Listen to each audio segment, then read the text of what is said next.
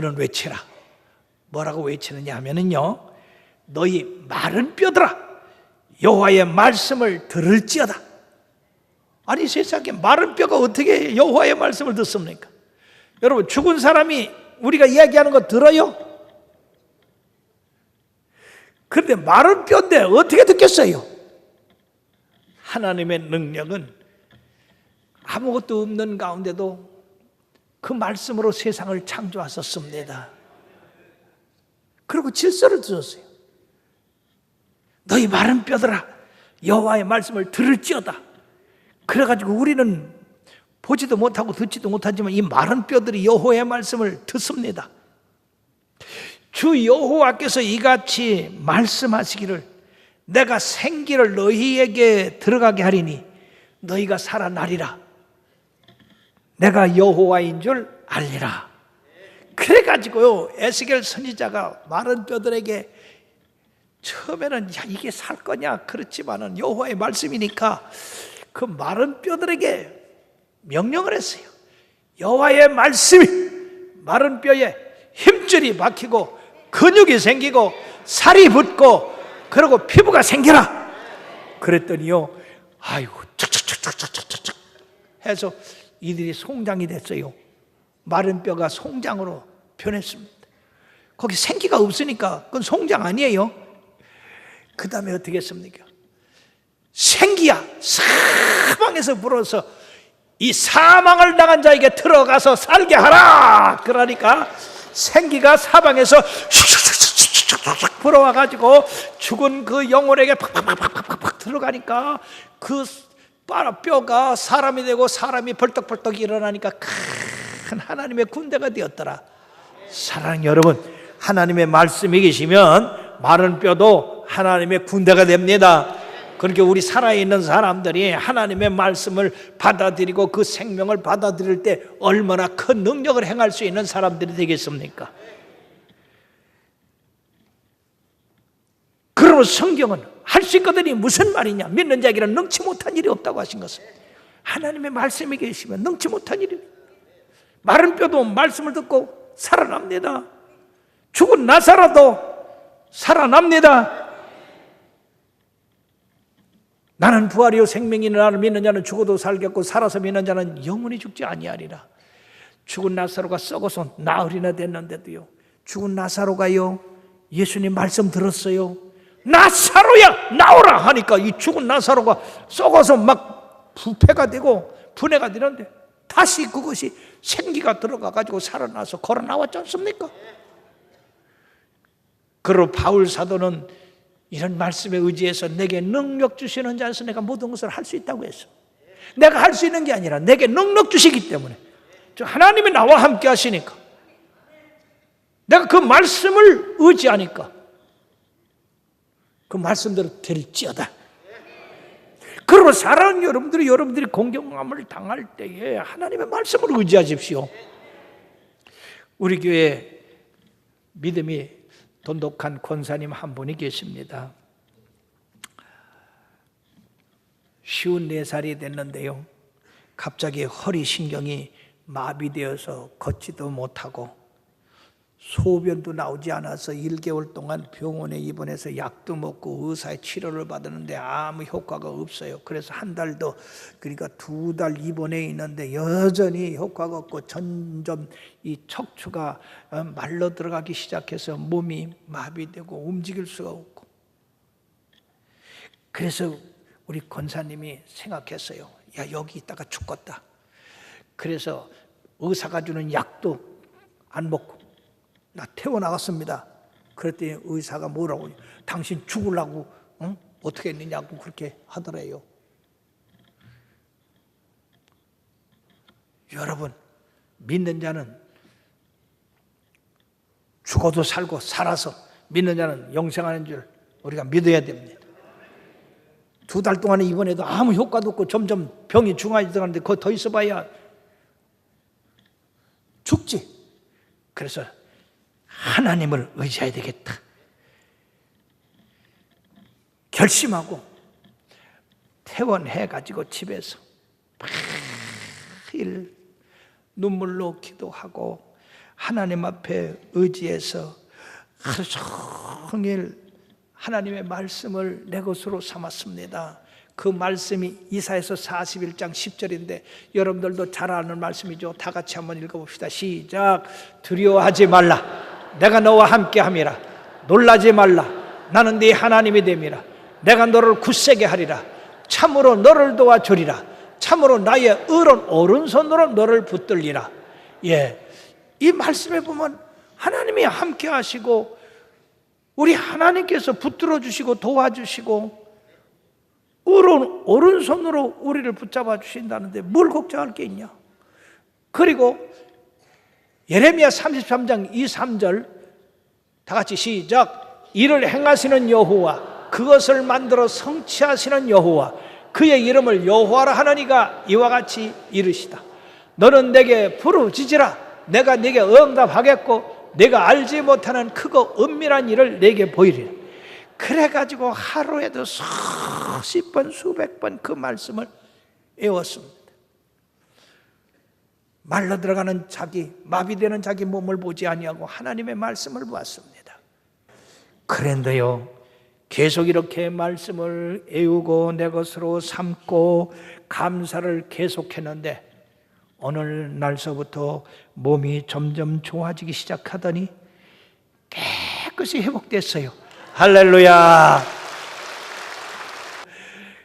그래서 믿음이 약했던 남편도 믿음이 강해지고 또 시집 못 가던 딸도 시집 가게 되고 그것도 기적이죠? 오늘 저 자리에 넷이 쫙 앉아가지고 예배를 드리고 있어요. 하나님은 살아계십니다. 할렐루야.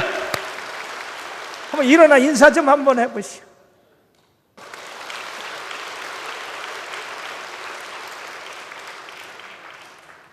우리들이 곤경을 당할 때 자칫 잘못하면은 그 곤란한 것을 바라봅니다. 그러면 뭐가 나와요? 불평이 나오죠. 원망이 나오죠. 하나님 잘 믿지도 않던 사람들이 하나님 원망이나 하고 말이요. 그런 믿음이 있는 사람들은 이와 같이 하나님 의지하고 그 말씀 내 거로 삼아서 그러고 살아는 여러분 바람도 없고 비도 없는 여러분들의 생활입니까? 우리가 정치적으로 보아도 경제적으로 보아도 우리가 참 사회적으로 보아도 이 세상에 바람도 없고 비도 없는 그런 세상이에요. 지금 말할 수 없이 나라가 어려워지고 있습니다. 날마다 뭔가 터지고 말이에요. 그럴 때 우리가 그 사람들 바라볼 게 아니에요. 그 어려운 거 바라볼 게 아니에요. 우리 주님 바라봐야 됩니다. 하늘문을 여시고 쌓을 것이 없도록 축복하시는 그 주님을 바라봐야 돼. 그래서 우리들이 이 곤경을 이길 수 있는 그 말씀이 어떤 것인가? 가난한 사람들은 11조 하면 하늘문을 여신다니까 11조를 하고 병든 사람은 기도하면 응답해 주신다 했으니까 열심히 기도하고 문제 있는 사람은 우리 주님 말씀 문제 해결하는 말씀 의지하고 해결받고 마음에 평화가 없는 사람은 평화의 말씀을 받아들여서 내 것으로 삼고 우리 주님은요 세상을 창조하셨어요. 그렇게 모든 것이 주님 안에서 가능합니다. 자, 여호와의 말씀이 있는 엘리사를 찾아갔습니다. 그랬더니요 엘리사가 이 여호람 왕을 보고 당신이 나와 무슨 상관이 있습니까? 왜 나한테 왔습니까? 당신의 아비, 당신의 어미가 섬기던 그 바알 아세라 상에 가서 물으시오. 그냥 왕을 그 자리에서 내쳤습니다. 얼마나 담대한 믿음입니까? 그러나 내가 여호사밧의 낯을 보지 아니하였으면 내가 당신들한테 기도도 해주지 아니하고 나는 떠났을 것입니다.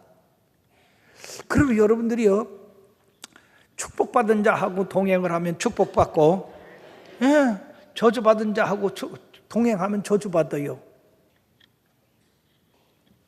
평상시 신앙생활 잘하란 말이에요. 평상시에 하나님의 기뻐하시는 자녀들이 되라고 말이죠. 맡은 바 일에 충성을 다하고 최선을 다할 때, 어려운 일 당하면 아주 자연스럽게 가서 하나님 앞에 아뢰할 수 있잖아요. 검은 고 탈 자를 내게로 데려오라고 그랬습니다. 시편 22편 3절에 보면 이스라엘의 찬송 중에 거하시는 주여 주는 거룩하시나이다 그랬습니다. 우리의 마음이 산란하고, 지금 엘리사의 마음도 산란하지 않겠어요? 여호람이 왔고 여호사밧이 왔고 에돔 왕이 왔고 그 목말라 죽는 그런 군사들이 왔으니 얼마나 마음이 산란하겠습니까? 이 마음을 안정시키는 데는 찬송이 최고예요. 찬송 가운데 주님이 거하신다고 그랬으니까. 검은 고를 탈 때, 즉 찬송을 할 때 하나님의 영감이 그에게 임했습니다. 그러면 여러분들 답답하고 막 기도도 안 나오고 그럴 때는요, 찬송을 자꾸 불러. 그럼 여러분들의 마음이 안정되고, 그리고 하나님의 말씀이 임하게 되고, 그 말씀을 의지해서 우리들이 헤쳐나갈 수가 있는 겁니다. 사울 왕이 악신이 들려가지고 막 어떻게 할지 모를 때, 다윗이 검은 고를 탈 때 그 악신이 떠나가고 사울이 안정되고 그 병에서 노임 받았지 않습니까? 이 찬송은 이런 놀라운 일이 있습니다. 바울과 실라가 빌립보 감옥에서 찬송 부를 때 옥토가 흔들리고 감옥문이 열리고 쇠사슬이 풀어지고, 얼마나 놀라운 역사가 있습니다. 그렇게 여러분들 늘 찬송하시길 바랍니다.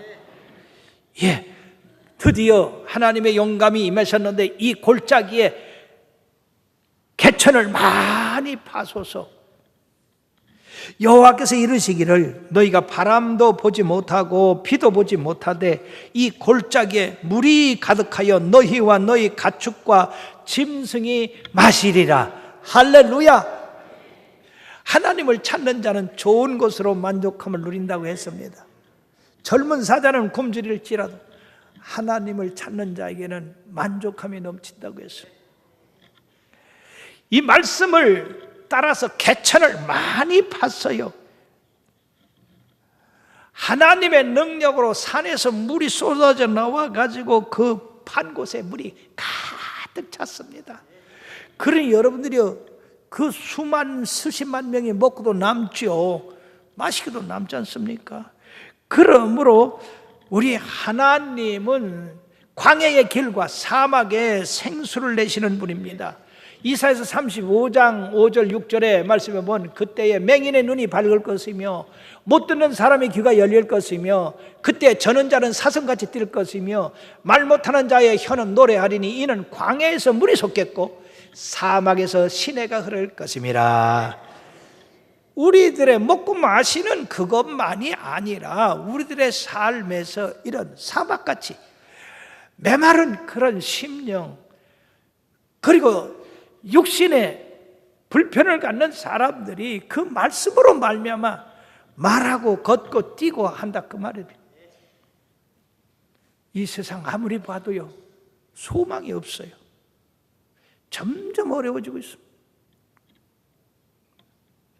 정치가들은 점점 부패해지고 있고, 경제는 점점 어려워지고 있고. 근데 이상한 현상이, 해외 나가보면 전부 한국 사람이야. 아니, 이렇게 살기가 어려운데요, 어찌하여 그 사람들은 그렇게 전부 먹고 노느라고 정신이 없는가? 이게 뭐가 잘못된 거예요. 그렇다고 해서 이 사회가 잘 됐느냐? 사회도 그래요. 먹고 놀기만 좋아하고 복지만 좋아하고 일할 생각들은 안 하고. 그러면 종교계는 어떠냐? 마찬가지요. 참 우리 어떻게 말을 할 수가 없어, 창피해서. 지금 이 나라에 걸린 사람들이 다 장로래요.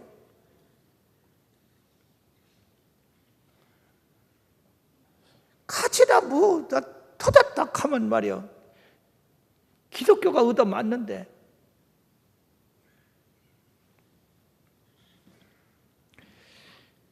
바람도 없고 비도 없는 이 인생에서 우리들과 여호와의 말씀만 있으면 거기 샘물이 터지고 광야에 길이 납니다. 역사가 일어납니다. 이것은 여호와 보시기에 작은 일이라 모압 자손도 네 손에 넘기리라.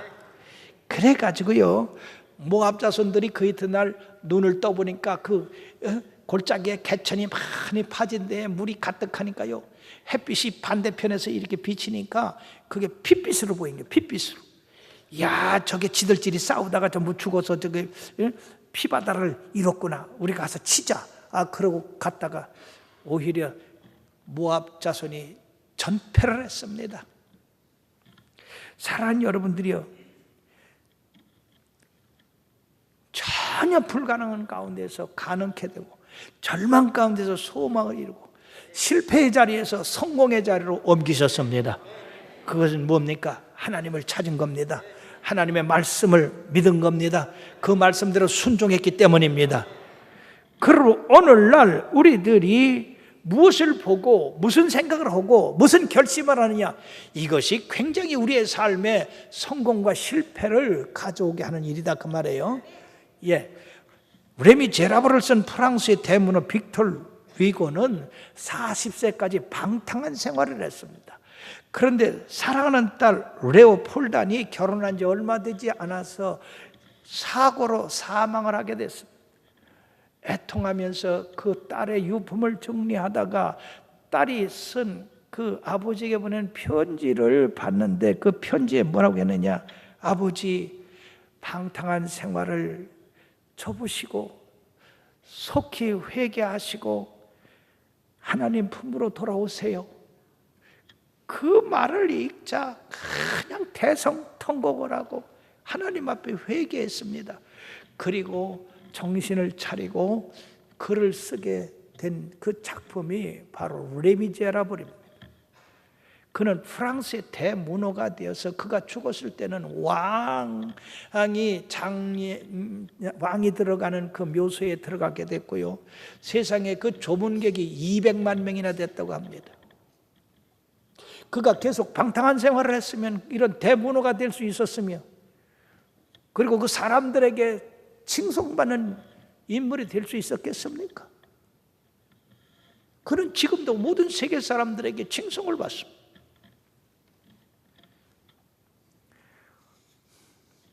어떤 한 직장 여성이 악성 빈혈 증세로 고생을 했습니다. 그러니까 아무데나 쓰러지고 그냥 머리가 터질 것 같이 아프고, 그래서 병원에 일주일간 입원했는데 여전히 악성 빈혈 증세가 떠나질 않았습니다.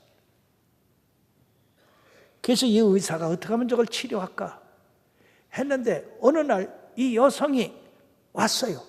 아주 밝은 얼굴로 왔어요. 건강한 모습으로 왔어요. 그 다 죽어가던 사람이. 그래서 물었습니다.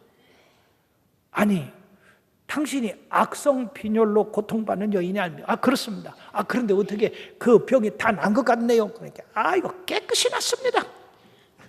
아니, 그렇게 어떻게 해서 그렇게 깨끗이 났습니까? 그랬더니요, 잘 들어보세요. 하나님의 말씀에 원수를 사랑하라고 한 말씀이 내 마음에 들어와서 지금까지 죽도록 미워하는 사람이 있었는데 내가 그 사람을 용서했더니 그냥 악성 빈혈이 싹 떠나고 없었어요. 할렐루야.